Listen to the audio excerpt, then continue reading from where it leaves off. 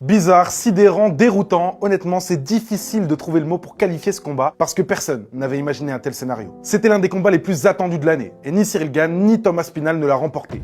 Un no contest à cause d'un doigt dans l'œil et tout s'est arrêté. Pourtant, ça n'avait pas si mal démarré pour le français.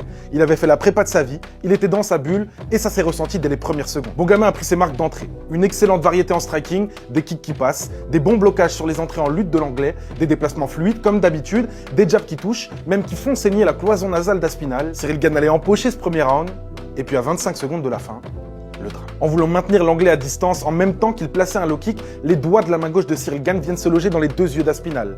Il ne voit plus rien. À ce moment-là, l'arbitre interrompt le combat. Dès lors, Aspinal a 5 minutes pour choisir ce qu'il veut faire. Est-ce qu'il continue ou est-ce qu'il arrête? Et au bout de 3 minutes 35, il l'annonce à l'arbitre. Il ne peut plus continuer. Combat terminé, 3 mois de préparation envolée.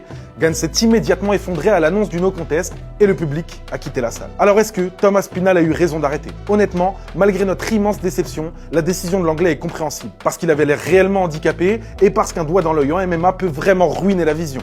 Et surtout, parce qu'on ne joue pas une ceinture à l'aveugle. D'ailleurs, ce n'est que la deuxième fois dans toute l'histoire de l'organisation qu'un combat pour le titre se termine sur un no contest. Maintenant, la question est simple, et tout le monde se la pose. Est-ce que ce combat va être reprogrammé?